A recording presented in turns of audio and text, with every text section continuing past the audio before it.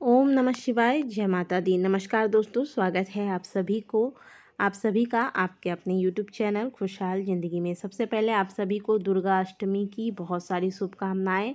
माँ जगदम्बा की कृपा से आप सभी के व्रत पूर्ण हो और आप सभी की मनोकामनाएं पूर्ण हो। आज का उपाय उन लोगों के लिए है जो पूरे नवरात्रि में कुछ भी नहीं कर पाए हैं, किसी कारणवश आप पूजा नहीं कर पाए हों, चौकी नहीं बिठा पाए हैं या फिर कलश स्थापना नहीं कर पाए हैं। चाहे आपने नवरात्रि में पूरे नवरात्रि कुछ भी नहीं किया, फिर भी आपको माता रानी की कृपा प्राप्त होगी और 100% होगी। बस छोटा सा आपको उपाय करना है। 5 स्वास्तिक वाला इस उपाय को कीजिएगा। इसका वर्णन स्वयं शिव महापुराण के कथा के अंतर्गत किया गया है।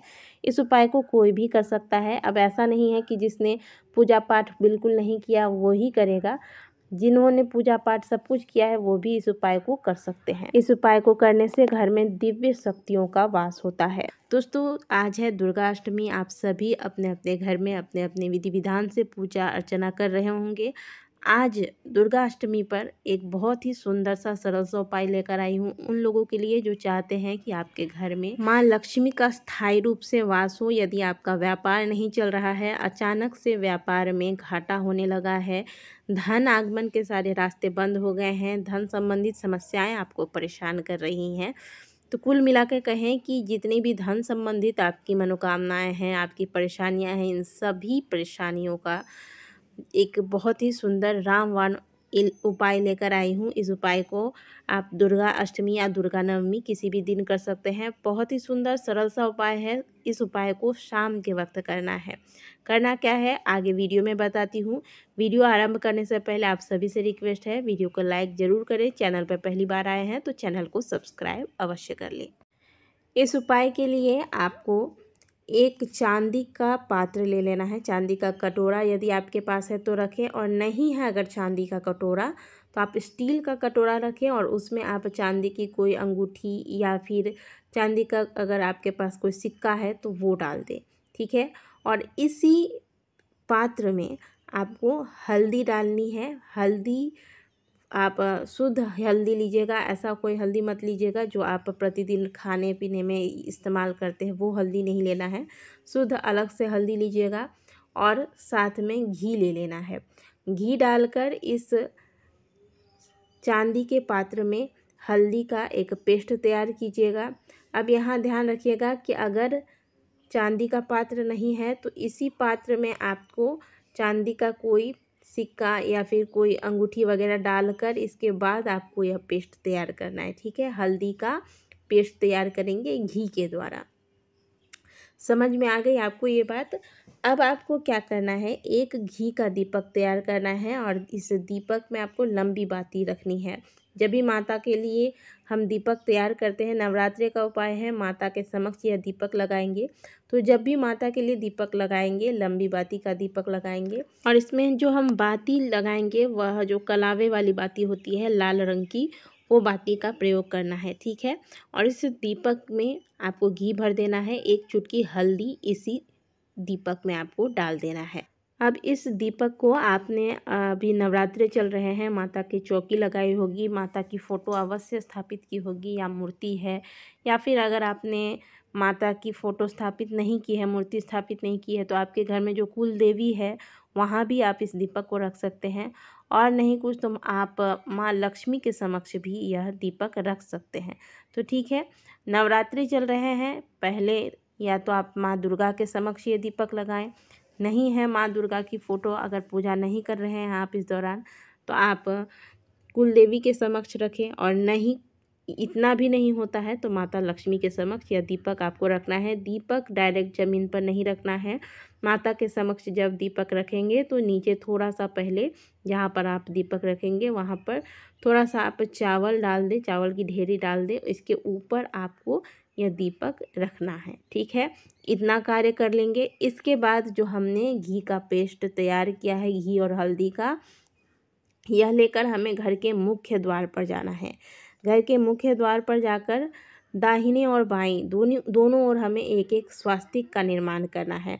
दाहिनी ओर जब हम स्वास्तिक का निर्माण करेंगे तो उस वक्त हम 11 बार ओम ऐं ह्रीं क्लीं चामुंडाय विच्चे मंत्र का जाप करेंगे।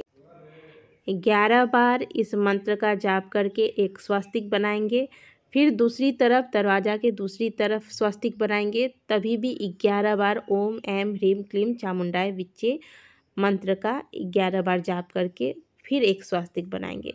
यानी कि 2 बार स्वस्तिक बनाएंगे, दोनों बार हमें 11 बार इस मंत्र का जाप करना है। स्वस्तिक बनाते वक्त आपके घर का जो दरवाज़ा है वह खुला होना चाहिए। तो 2 स्वस्तिक आपने बना लिया। अब तीसरा स्वस्तिक आपको आपने अपने घर में जहाँ जल की व्यवस्था रखी है, जहाँ पानी का मटका रखते हैं, पीने वाले पानी का मटका या फिल्टर आरओ जो भी रखते हैं, उसके आसपास आपको एक स्वस्तिक बनाना है।